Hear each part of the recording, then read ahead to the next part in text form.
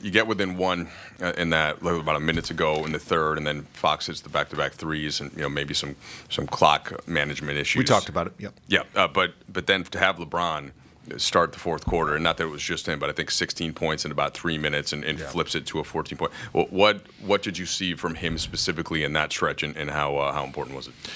Yeah, I mean we've talked about our end of quarter stuff a few times, and the guys, I just think we just had a momentary lapse when we got that offensive rebound.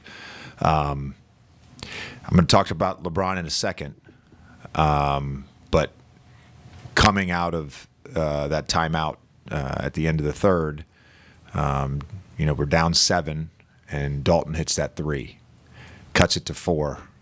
So I think the angst that we felt in ending that quarter that way, that was a big shot. Dalton was over there in his warm-ups, just kind of casually stretching. I said, "Hey, are you ready to make a shot?" He said, "I'm always ready." I wish that shot was a little more open, but he has the ability to just hit tough ones, and then to just get that performance to start the fourth from LeBron. I mean, what can you say? We've all been very fortunate to watch his greatness for so long, and the fact that he's able to keep doing it, it's actually insane. It's actually insane. But, we executed really well in the fourth. To get 44 points in a quarter was great. And I would just kind of add,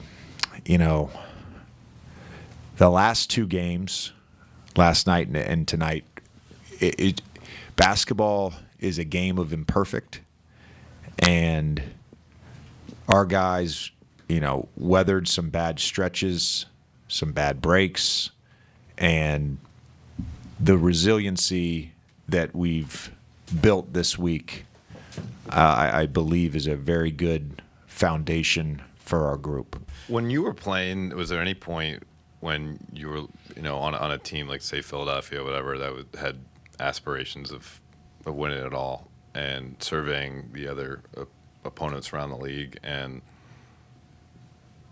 did you think the LeBron reign was over at any point? I mean, was there any ever like conversation that you have where that's not going to be a hurdle that we have to get through in order to achieve the goal, or has he always kind of held that mantle? He was always lurking, for sure. He was always on your radar. When I was in Orlando and he was in the East, you knew you had to go through him. Certainly had to go through the Celtics as well, but he was there. When I was in Philly that first year, we knew he was there. I believe that was the year they kind of made a bunch of deals at the deadline and just basically played 4 shooters around him and ended up beating Boston in Game 7. I go to New Orleans and they trade for AD, and he's there again. He's lurking. Yeah.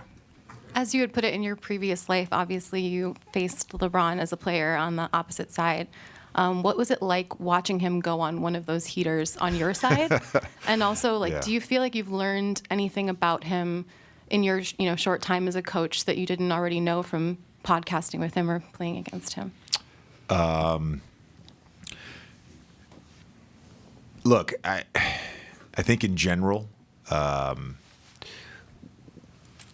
when you operate out of gratitude, you sometimes have a feeling of surrealness, and I've certainly had that many times and many days as the head coach of the Lakers, and tonight was a surreal moment to watch him, coach him.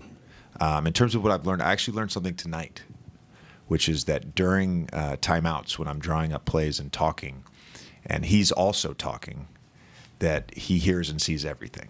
So, noted.